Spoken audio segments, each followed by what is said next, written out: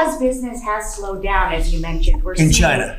But we're seeing as a result, the ports here in the U.S., the traffic has really slowed, and now thousands of dock workers and truck drivers are worried about their jobs. Yeah, no, that means we lose less money. You know, when I see that, that means we lose less money. What you just said is one of the most insanely idiotic things I have ever heard. I wonder how MAGA will spin this. I mean, there's nothing quite like emptying shelves and ports just to own the libs, right? In just over 100 days, the president has already spiked the cost of groceries. Thanks to his tariffs, we have empty ports. And we're weeks away from those empty ports turning into empty shelves and even higher prices. We're starting to see the disastrous effects of Trump's Liberation Day. The ports of Los Angeles and Long Beach are reporting 44% decrease in docked vessels. The Port Authority in Seattle also saying that container vessels are becoming a lot less common. Of course, these are Western ports that are being most affected because they normally have ships coming from China.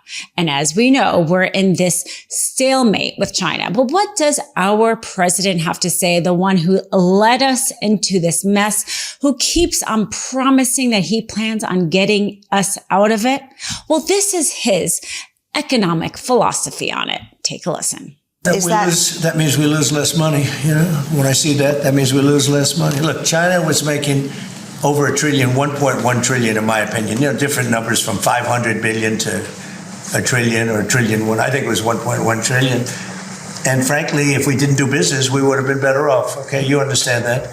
So when you say it slowed down, that's a good thing, not a bad thing. Over my shoulder here, I'm looking out at the Port of Seattle right now, and we currently have no container ships at berth. And that happens every once in a while in normal times, but it is pretty rare.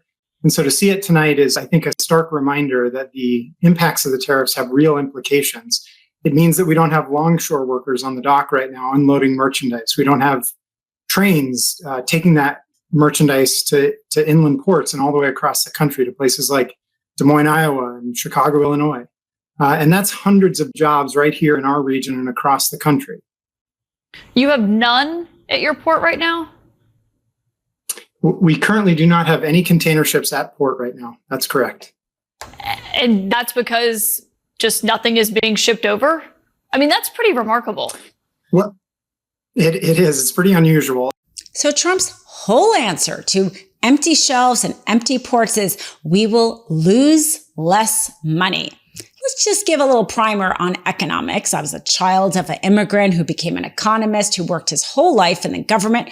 So I learned about supply and demand at a very young age. And I'm sure many of you know the basics of supply and demand as well. But just for those in the back in the MAGA crowd who maybe believe what he's saying, let's pare it down to this very simple economic philosophy. The more supply there is compared to the demand, which means the more items that come into this country compared to the more we want to buy it, means that the price of goods go down. The less supply that comes into this country and with the demand staying the same, yes, you guessed it, the price goes up, which means we as Americans will spend more money for that same item. That's the very basics of supply and demand. So when he says we will lose less money, I don't know in any way I can actually even make that sound rational or be rational. The fact of the matter is Americans will spend more money on the same exact item. And that's if that item even exists, because for whole companies and whole products, we may not see any product at all. And that's the real economic consequence of his very chaotic and very destructive tariff war. And the fact of the matter is, Trump may try to lie all he wants about grocery prices going down, oil prices going down, or this idea that maybe we will have products under our shelves. He may lie about why that happens, but it's very hard to lie about it actually happening when real people go to the grocery stores and they see either no product or their product becoming more expensive. But just because it's going to be hard to convince people to not believe what they see doesn't mean Trump isn't going to try. This was his other really nonsensical explanation for, again, justifying his tariffs. Take a listen. Yeah. Well, I think they're saying that just to try and negotiate deals with me. They're not. Look, tariffs are the most misunderstood thing maybe in any form of business, anywhere in business. Oftentimes the country picks them up. Oftentimes the company picks it up. The people don't pick it up. Okay, the people don't pick it up. Well, the people are going to be picking it up. And Trump's not going to be able to lie his way out of it. He could lie about the why, but we are all going to see prices go up in real time, and he can't lie his way out of that. It's actually quite funny if he thinks American companies would absorb those tariffs, despite the fact that those same companies have been unwilling to pay taxes or pay American workers a living wage because they're all about their bottom line. But suddenly they'll absorb these tariffs and allow their profits to crater and their shareholders to lose money. No, that is certainly not going to happen. Not now, not ever. Other countries have done it. It's like jet fuel. It'd be great. But he doesn't want to do it. I think he doesn't want to do it. Probably he's not in love with me. I think that's right. It's sort of a crazy reason, but that's the way life is. Anybody in his position would be like. Perhaps one of the more disturbing comments Trump made in his press conference, which went a little bit under the radar, was he blamed Jerome Powell for not loving him enough. That evidently Jerome Powell doing his job and trying to hold our economy steady during this very chaotic time was him not loving Trump enough. This was an actual comment about a Federal Reserve chair from a president, that he wasn't even trying to criticize Powell's IQ, surprisingly, but this was about not having enough affection for him.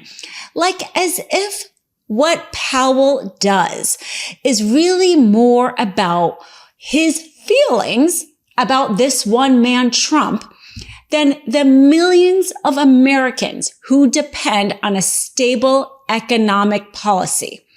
That kind of distorted reality that Trump lives in is such a perfect example of why he is so dangerous as the leader of our country, because his view is actually a very small world. It's all about him. Is it good for him? Does the person like him?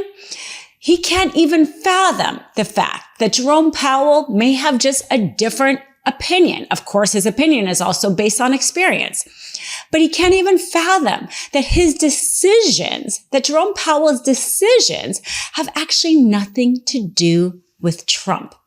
That narcissism is just always on display with Trump, but it's still not something we should ever normalize. Just describe for us, let's take a beat, really frame it for us, how much volume has just dropped off in the last few weeks? Yeah, about a third of the import volume, which means give or take about 50,000 20-foot equivalent units gone off the arrivals coming in next week. From next week is when you expect to see this really hit? That's correct. And that matches up. The announcement's back on April 2nd, then on April 8th, a little bit of a change on everybody, ex-China, Mexico, Canada, and those arrivals are coming at us this weekend. We'll, of course, dedicate time to your port, but I'm just wondering how you're anticipating this rolls and ripples through the economy from here, how it hits trucking, when this turns up on the shelf. What's the distance, the time from when you see a drop-off in volume and when we, as consumers, see the shortages? Right. So CEOs are telling me, hit the pause button, right? I'm not going to import anymore at these kind of prices. Let's wait and see. I don't know if it's going to be 2 hours, 2 days, or 2 weeks till I get some clarity. Then hiring off the table for right now. Capital investment, pause. And the retailers are telling me that realistically, with even the 10%, I'm going to have to pass it on to the consumers. So how much is this really coming from all over? It's not just about China. This is about really global trade coming to a standstill until there is a much greater degree of certainty and a much lower tariff rate than even the baseline that's been put out there. Yeah, when I was last with you all, Lisa, I said global trade's going to slow, economies will follow, and that's exactly what we're seeing. Back in November, so many of us were wringing our hands about 4% inflation. We've just added 10 percentage points to imports coming out of Southeast Asia for our port, and these unbelievable numbers out of China. Love this video? Continue the conversation by following us on Instagram @MeidasTouch and help us blow past 1 million followers.